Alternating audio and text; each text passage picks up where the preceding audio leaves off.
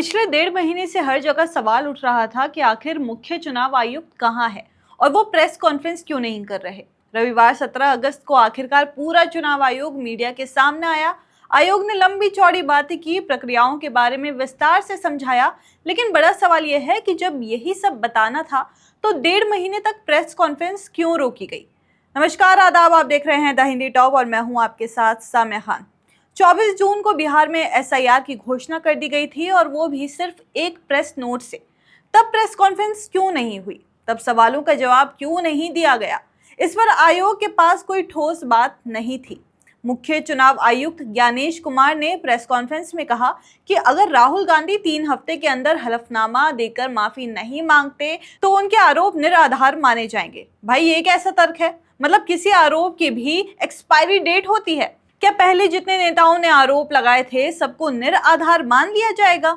मजेदार बात यह रही कि बीजेपी सांसद अनुराग ठाकुर पर ऐसी कोई बात नहीं कही गई, जबकि अनुराग ठाकुर ने 5 लोकसभा और 1 विधानसभा क्षेत्र में गड़बड़ी का आरोप लगाया था।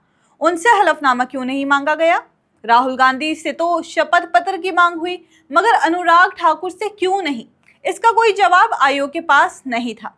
राहुल गांधी ने साफ कहा कि जिन दस्तावेजों के आधार पर वो बोल रहे हैं वो खुद चुनाव आयोग के ही कागज हैं, तो फिर सबूत राहुल गांधी क्यों देंगे? लेकिन आयोग बार बार यही कहता रहा, सबूत लेकर आइए तभी जांच होगी। अब सवाल यह है कि 1.5 लाख लोगों की जांच अगर करानी है तो क्या सभी को एसडीएम ऑफिस में बुलाया जाएगा? क्यों नहीं आयोग की टीम घर घर जाकर जांच कर सकती? जब आयोग दावा करता है कि बिहार में 8 करोड़ वोटर के घर वो 1 महीने में जा सकता है, तो 1.5 लाख की जांच क्यों नहीं हो सकती? प्रेस कॉन्फ्रेंस में आयोग ने एक महिला का उदाहरण दिया, शायद नाम शकुन रानी था, लेकिन इससे यह भी लगा कि आयोग बचाव की मुद्रा में है। एक और बड़ा मुद्दा, चुनाव आयोग ने सुप्रीम कोर्ट के आदेश का हवाला देते हुए कहा कि वोटर प्राइवेसी की वजह से सीसीटीवी फुटेज नहीं देंगे। सवाल यह है कि फिर सीसीटीवी कैमरा लगाया किस लिए गया है? अगर गड़बड़ी पर ही प्राइवेसी दिखानी है तो फिर सुरक्षा कैसे होगी? सबसे अहम बात, राहुल गांधी के आरोपों पर आयोग ने कोई ठोस जवाब नहीं दिया।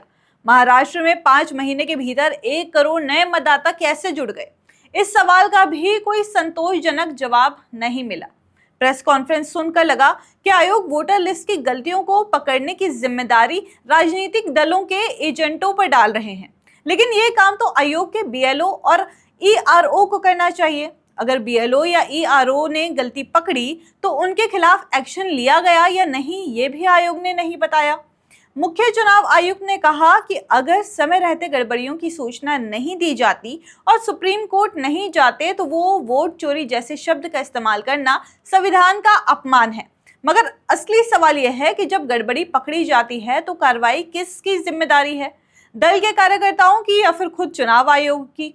एक और चौंकाने वाली बात, आयोग ने माना कि उनके पास सिर्फ 800 लोग हैं। मतलब अगर राजनीतिक दल मजबूत है और अपने एजेंटों से मिलकर हेराफेरी कर ले तो आयोग पकड़ ही नहीं पाएगी।